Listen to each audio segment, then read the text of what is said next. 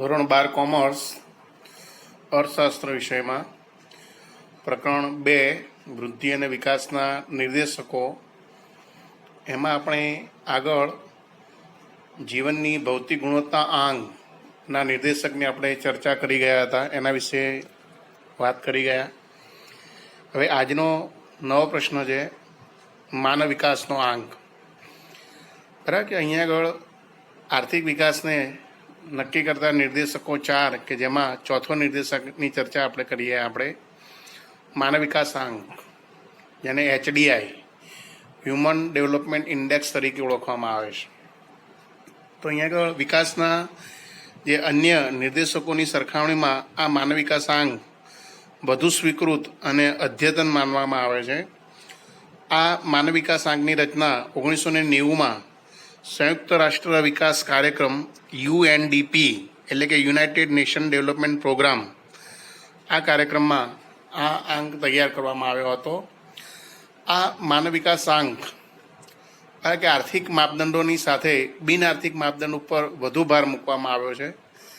આ HDI એટલે કે માનવ વિકાસ આંક તૈયાર કરવામાં આપણા અર્થશાસ્ત્રીઓ કે જેમ કે ભારતના અર્થશાસ્ત્રી ડૉક્ટર અમર્ત્ય સેન, યાદ રાખજો વિદ્યાર્થી મિત્રો કે ભાઈ માનવ વિકાસ આંક તૈયાર કરવામાં ભારતના અર્થશાસ્ત્રી ડૉક્ટર અમર્ત્ય સેન અને પાકિસ્તાનના પ્રખ્યાત અર્થશાસ્ત્રી મહેબૂબ ઉલ હક જેવા અર્થશાસ્ત્રીઓની મહત્ત્વની ભૂમિકા છે.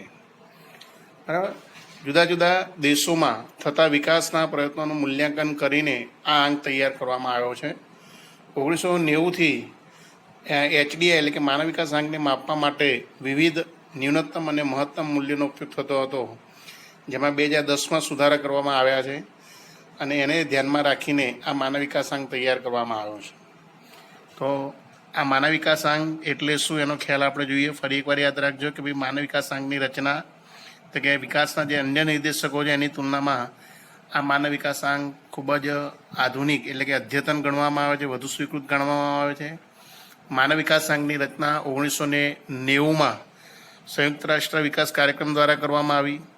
આ માનવ વિકાસ આંક અહીંયા આગળ આર્થિક માપદંડોની સાથે બિન આર્થિક માપદંડો બરાબર એના ઉપર વધુ ભાર મૂકે છે, એ દ્રષ્ટિએ મહત્ત્વનો છે. આ માનવ વિકાસ આંક તૈયાર કરવામાં ભારતના અર્થશાસ્ત્રી ડૉક્ટર અમર્ત્ય સેન અને મહેબૂબ ઉલ હક જેવા અર્થશાસ્ત્રીનો મહત્ત્વનો ફાળો છે.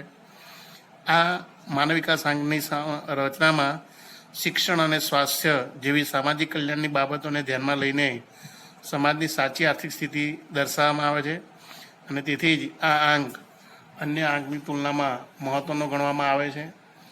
આ માનવ વિકાસ આંકમાં અહીંયા આગળ મુખ્યત્વે 3 ઘટકો ધ્યાનમાં લેવામાં આવે છે, 3 પરિમાણો ધ્યાનમાં લેવામાં આવે છે. યાદ રાખજો કે ભાઈ માનવ વિકાસ આંકના ઘટકો. આ માનવ વિકાસ આંકની રચના કરવામાં મુખ્ય 3 પરિમાણોને ધ્યાનમાં લેવામાં આવે છે.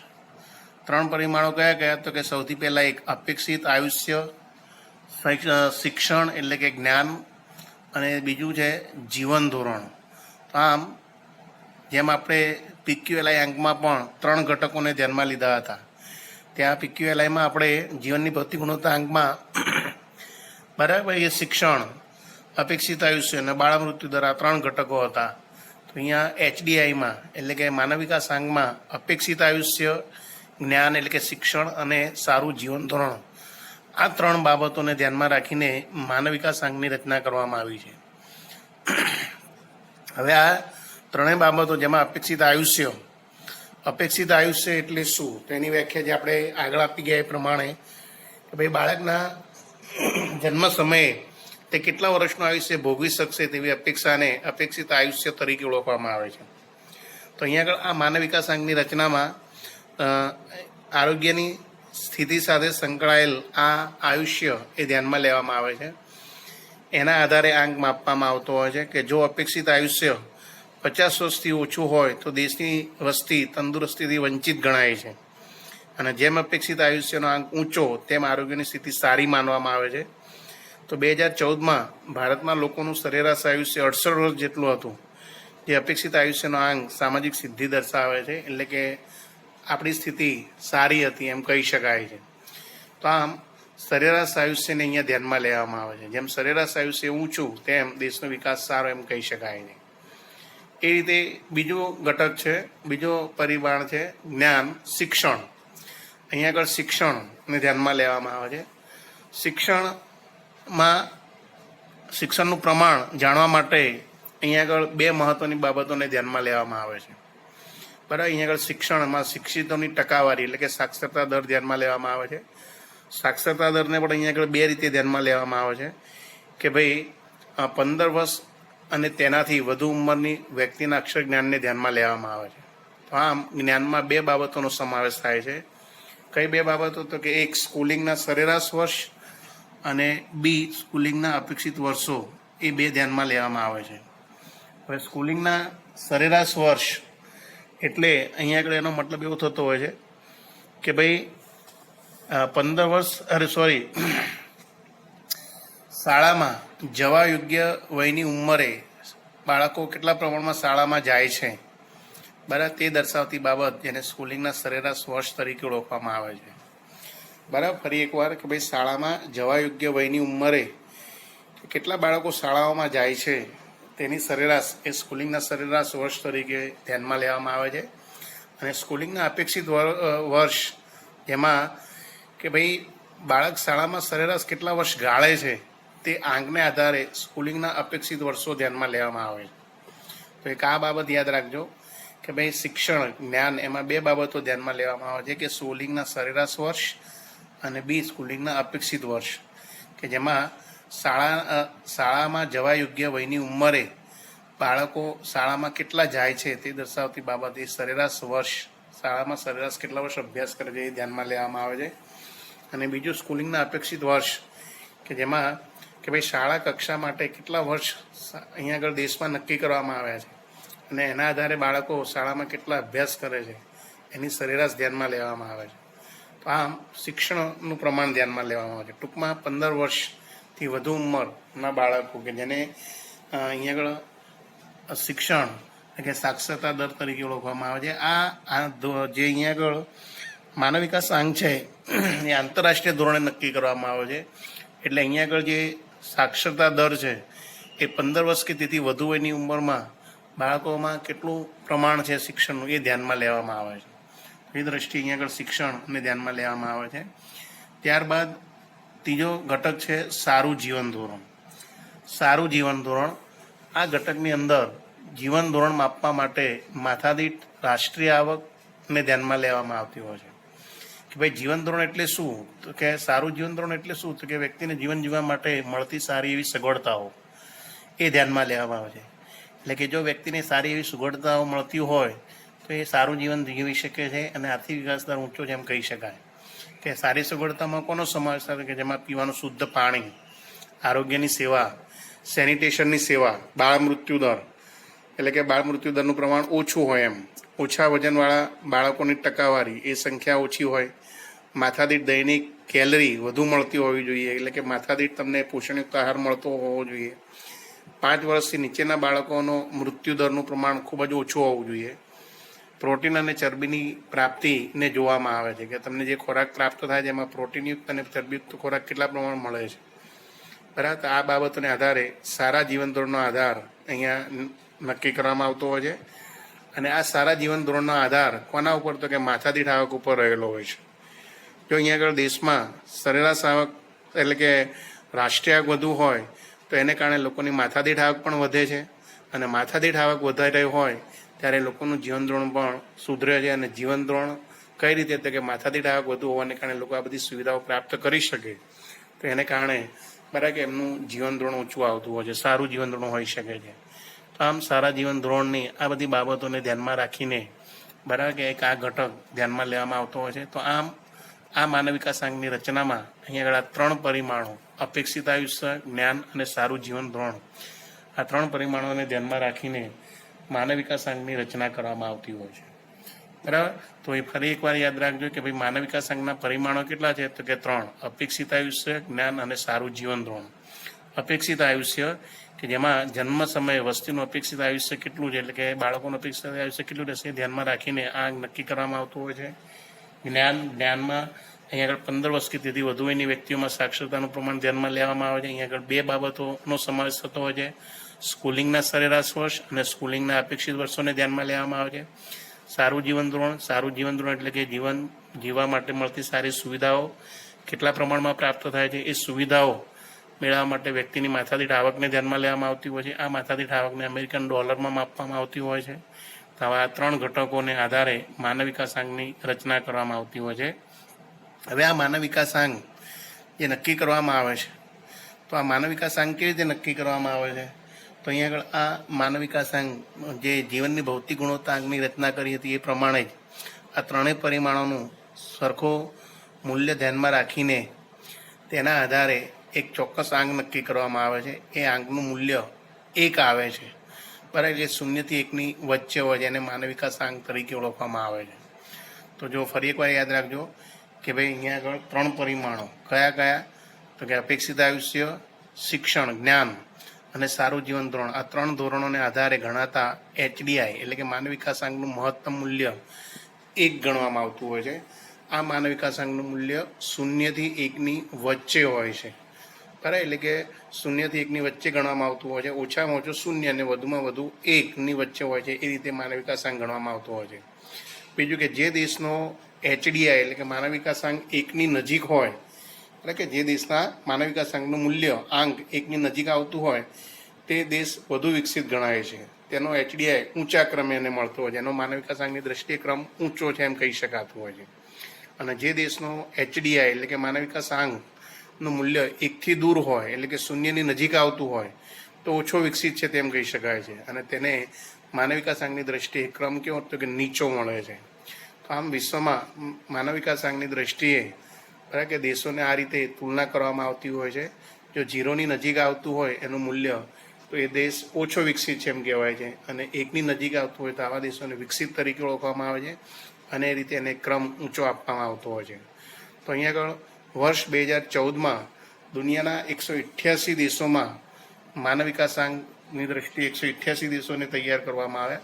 તો આવા 188 દેશોમાં બરાબર કે સૌથી પહેલા નંબરનો દેશ નોર્વે હતો, કે જે આ નોર્વેનો માનવ વિકાસાંક 0.944 હતો, અને એ દ્રષ્ટિએ સૌથી પહેલા ક્રમે નોર્વે ગણાતો હતો. તો એક આ પણ પ્રશ્ન તરીકે યાદ રાખવાનું વિદ્યાર્થી મિત્રો કે ભાઈ વિશ્વમાં એટલે કે 2014માં વિશ્વમાં 188 દેશોમાં માનવ વિકાસાંકની દ્રષ્ટિએ પ્રથમ ક્રમે કયો દેશ હતો તો કે નોર્વે. આ નોર્વેનો માનવ વિકાસાંકનું મૂલ્ય કેટલું છે તો કે 0.944, જ્યારે છેલ્લા ક્રમે બરાબર 188 દેશોમાં છેલ્લો ક્રમ એટલે કે 188માં ક્રમે નાઇજર નામનો દેશ હતો, અને આ નાઇજર દેશનો માનવ વિકાસાંકનું મૂલ્ય 0.348 હતું, અને છેલ્લા ક્રમે હતું. ત્યારે આપણા ભારતની વાત કરીએ તો કે 2014માં ભારતનો માનવ વિકાસાંક 0.609 સાથે 130માં ક્રમે હતો એમ કહેવાય છે. તો આ રીતે માનવ વિકાસાંકની દ્રષ્ટિએ વિશ્વના દેશોને બરાબર નક્કી કરી શકાતા હોય છે, અને એના આધારે આર્થિક વિકાસ થયો છે કે નહીં તે નક્કી કરી શકાતું હોય છે. તો આમ અહીંયા આગળ માનવ વિકાસાંકનો જે પ્રશ્ન પરીક્ષામાં તમને પૂછાય કે માનવ વિકાસાંકમાં કઈ કઈ બાબતોનો સમાવેશ થાય છે, બરાબર, એની સમજૂતી આપો તો તમારે માનવ વિકાસાંકનો જે પ્રશ્ન છે એ અહીંથી આટલે સુધી જવાબ તમારે લખી શકાય. તો ફરી એકવાર યાદ રાખજો કે ભાઈ માનવ વિકાસાંક એટલે શું. તો આપણે એની વાત કરી કે ભાઈ 1990માં સંયુક્ત રાષ્ટ્ર વિકાસ કાર્યક્રમ દ્વારા માનવ વિકાસાંકની રચના કરવામાં આવી. આ માનવ વિકાસાંક આર્થિક માપદંડ સાથે બિન આર્થિક માપદંડ પર રચાયો છે. આ માનવ વિકાસાંક રચનામાં ભારતના અર્થશાસ્ત્રી ડૉક્ટર અમર્ત્ય સેન તેમજ પાકિસ્તાની અર્થશાસ્ત્રી મહેબૂબ ઉલ હક જેવા અર્થશાસ્ત્રીઓનો સમાવેશ થાય છે. આ માનવ વિકાસાંકના મુખ્ય 3 પરિમાણોને ધ્યાનમાં લેવામાં આવે છે. કયા 3 પરિમાણો તો કે અપેક્ષિત આયુષ્ય, જ્ઞાન એટલે કે શિક્ષણ, અને જીવન ધોરણ, આ 3 પરિમાણોને ધ્યાનમાં લેવામાં આવે છે. અપેક્ષિત આયુષ્ય કે જેમાં જન્મ સમયે વસ્તીનું અપેક્ષિત આયુષ્ય કેટલું છે એના આધારે આંક નક્કી કરવામાં આવતું હોય છે. 50 વર્ષથી ઓછું હોય તો દેશમાં બરાબર તંદુરસ્તીથી લોકો વંચિત છે એવું કહેવાય છે, અને જો લોકોનું સરેરાશ આયુષ્ય 50 વર્ષથી વધારે થતું હોય તો સ્થિતિ સારી જેમ કહી શકાય. જ્ઞાનમાં અહીંયા આગળ 15 વર્ષ પુખ્ત વયના લોકોમાં શિક્ષણનું પ્રમાણ ધ્યાનમાં લેવામાં આવે છે. એમાં 2 બાબતો, સ્કૂલિંગના સરેરાશ વર્ષ અને સ્કૂલિંગના અપેક્ષિત વર્ષોને ધ્યાનમાં લેવામાં આવે છે. અને સારું જીવન ધોરણ કે ભાઈ જીવન ધોરણમાં સારા જીવન ધોરણ માટે મહત્વની બાબતો કે ભાઈ પીવાનું શુદ્ધ પાણી, આરોગ્ય સુવિધા, સેનિટેશન એટલે કે ગંદકીનો યોગ્ય નિકાલ, બરાબર, બાળ મૃત્યુદર વગેરે જેવી બાબતોને ધ્યાનમાં લેવામાં આવતી હોય છે.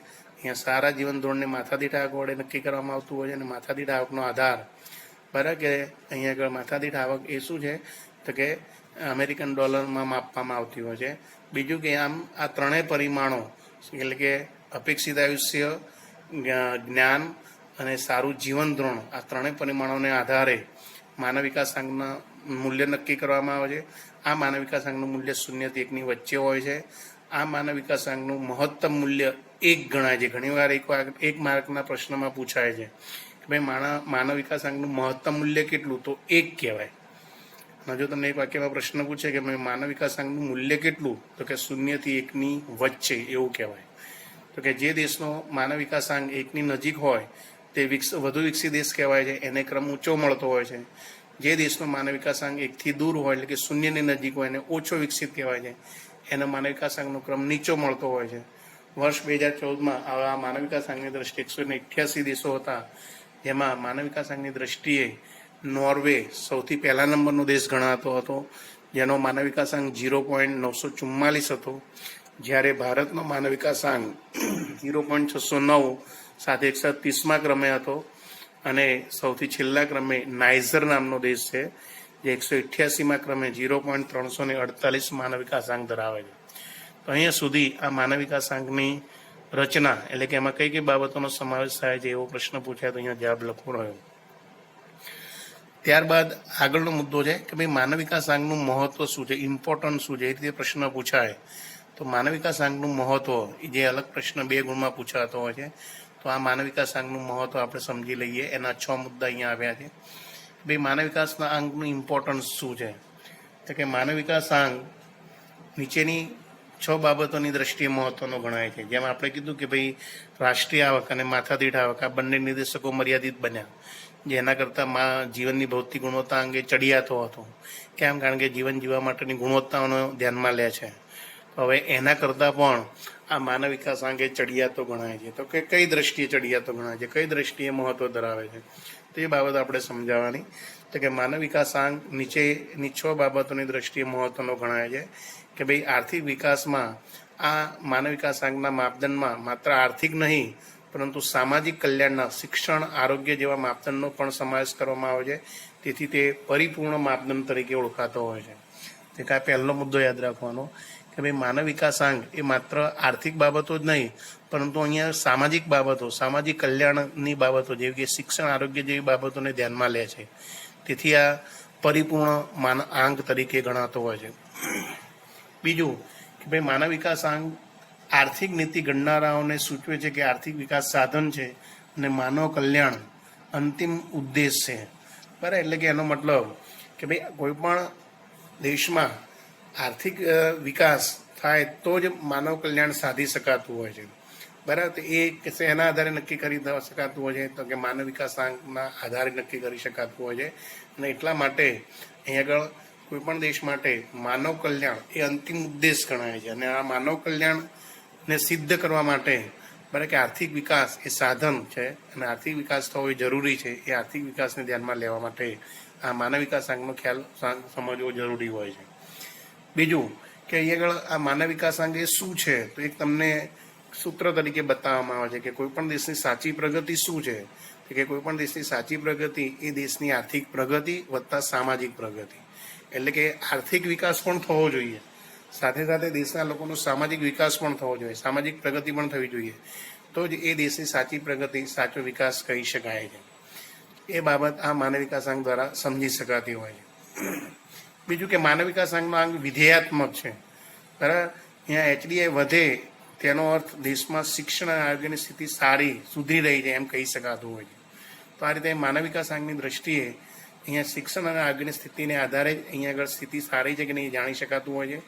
બીજું કે HDIના આંકથી વિકાસમાન દેશોને કયા વિકાસની શક્યતા વધારે છે, ક્યાં સરકારે વધારે કામ કરવાનું છે તેનો ખ્યાલ આવતો હોય છે.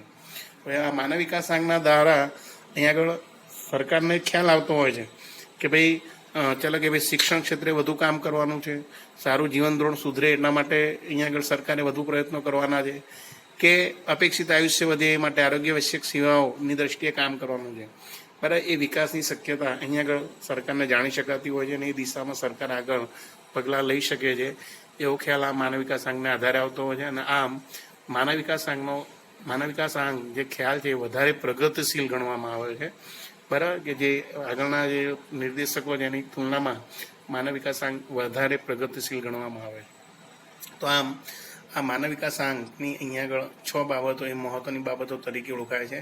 તો એ મહત્વ એનું દર્શાવે છે. યાદ રાખજો, પરીક્ષામાં જો પૂછાય 2 થી 3 ગુણમાં ખ્યાલ પૂછાતો હોય છે પરીક્ષામાં કે ભાઈ માનવ વિકાસ આંકનું મહત્વ સમજાવો.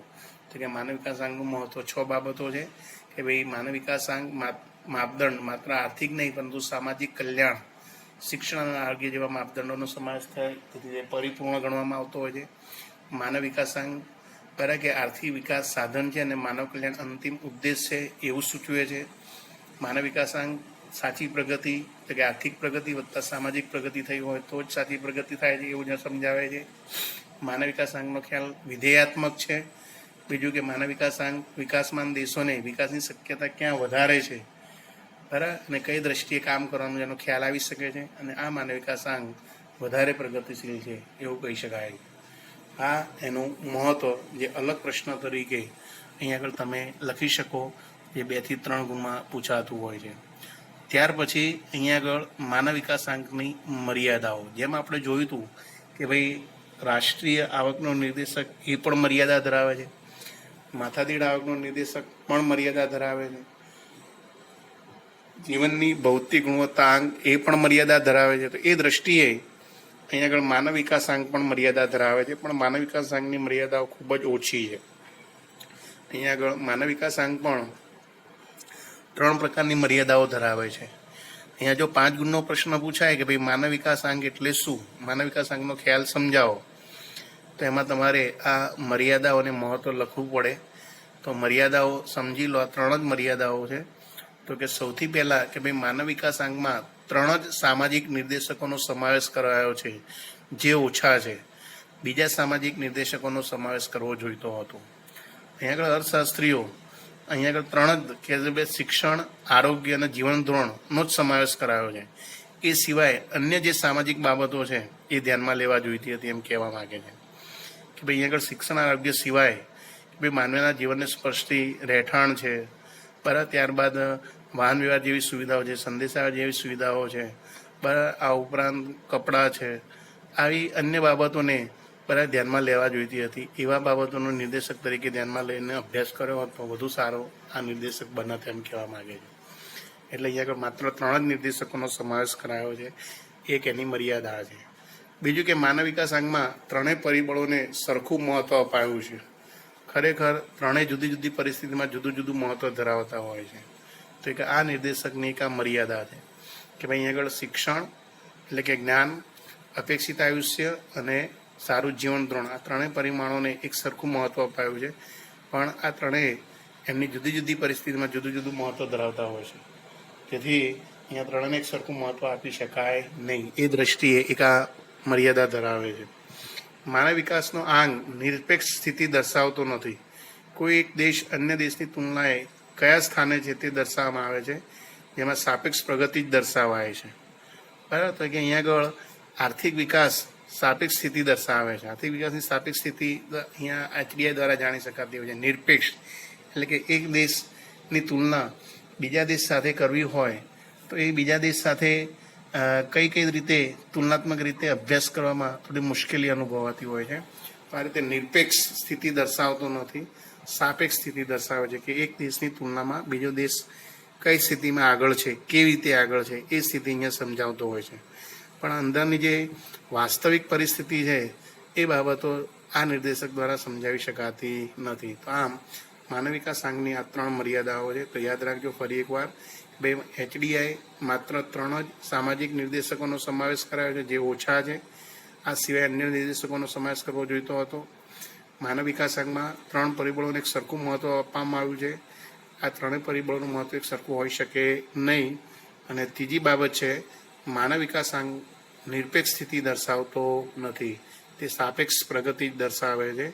એ દ્રષ્ટિએ પણ મર્યાદા ધરાવે છે. તો આ 3 મર્યાદાઓ છે બરાબર. આની સાથે આપણે આ માનવ વિકાસ આંકનો ખ્યાલ પૂર્ણ કરીએ છીએ. બરાબર. તો પરીક્ષામાં માનવ વિકાસ આંકનો ખ્યાલ પરીક્ષામાં પૂછાય તો તમે જવાબ એનો લખી શકો છો. આ ઉપરાંત વચ્ચે આપણે એક આ કોષ્ટક વાળો મુદ્દો છોડ્યો છે. એ કોષ્ટક વાળો મુદ્દે છે ને એ સમજૂતી માટે આપેલો છે.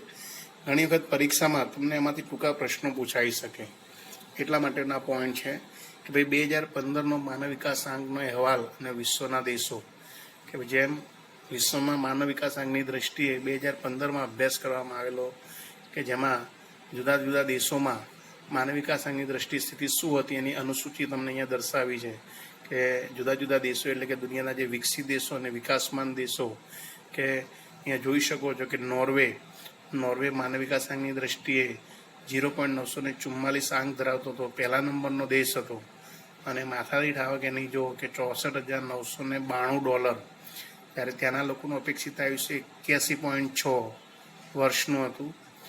બરાબર. અને અભ્યાસના અપેક્ષિત વર્ષો ત્યાં આગળ 17.5 અને અભ્યાસના વાસ્તવિક વર્ષો 12.6, એટલે ત્યાં શિક્ષણનું પ્રમાણ રીતે ઊંચું ગણાતું હતું. અમેરિકામાં પણ બરાબર કે માનવ વિકાસ આંકની દ્રષ્ટિએ 8મા નંબરનો દેશ ગણાય છે. અમેરિકાનું માનવ વિકાસ આંકનું મૂલ્ય 0.915 અને અમેરિકાની માથાદીઠ આવક $52,947 છે. ત્યારે જન્મ સમયે એ લોકોનું અપેક્ષિત આયુષ્ય 79.1 વર્ષ જેટલું છે.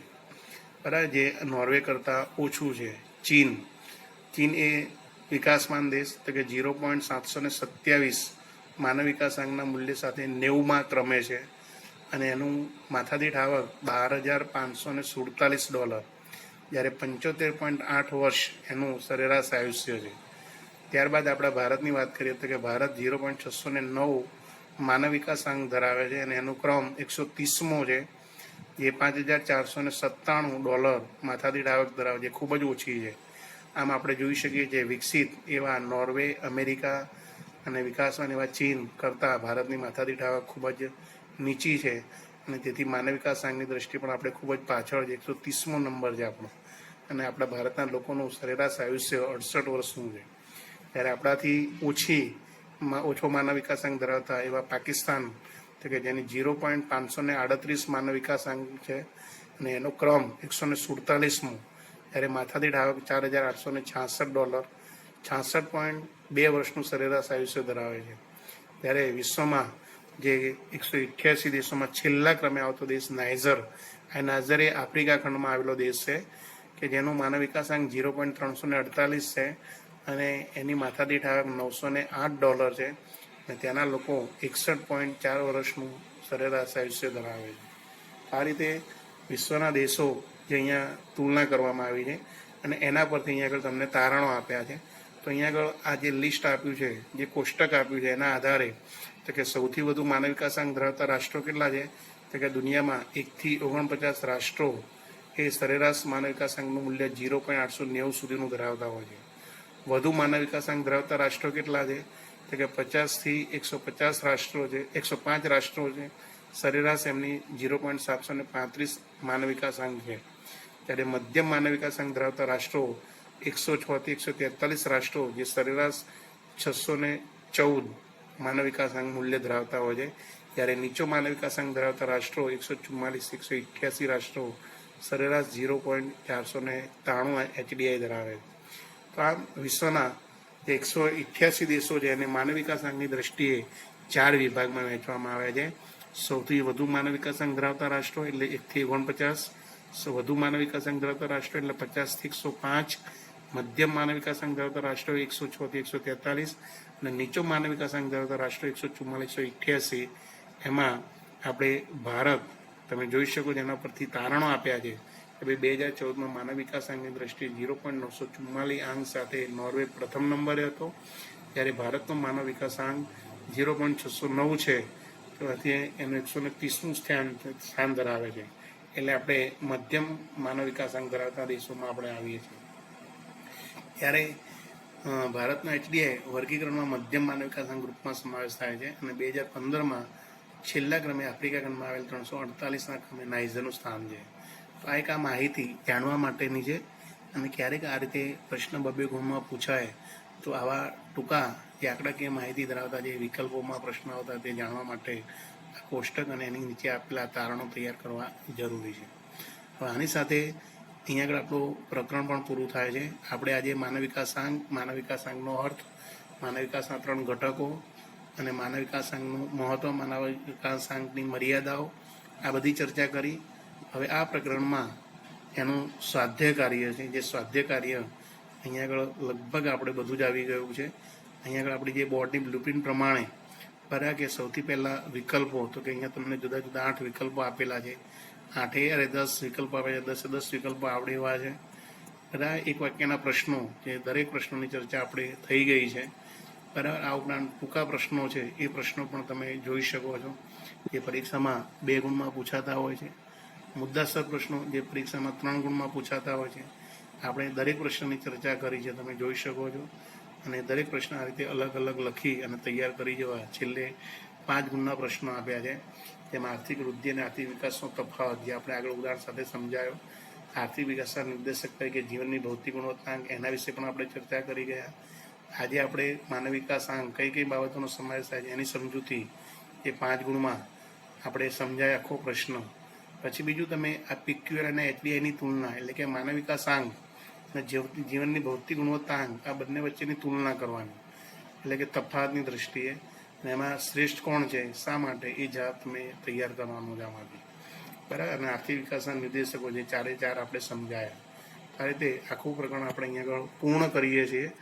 આ પ્રકરણની અંદર આવતા જુદા જુદા જે શબ્દો છે, એ શબ્દો વિશેની જો સમજણ ના પડી હોય તો જે પ્રકરણના અંતે આ શબ્દોની સમજૂતી આપી છે, જે પ્રશ્ન તરીકે તૈયાર કરી જવા. આ સાથે આપણે આ જે પ્રકરણ 10 ગુણનું પ્રકરણ છે, એનો ગુણભાર બોર્ડમાં, એ પ્રમાણે આ પ્રકરણ આપણે પૂર્ણ કરીએ છીએ. હવે નેક્સ્ટ લેક્ચરમાં આપણે નવા પ્રકરણની ચર્ચા કરીશું. ઓકે, થેન્ક યુ વિદ્યાર્થી મિત્રો.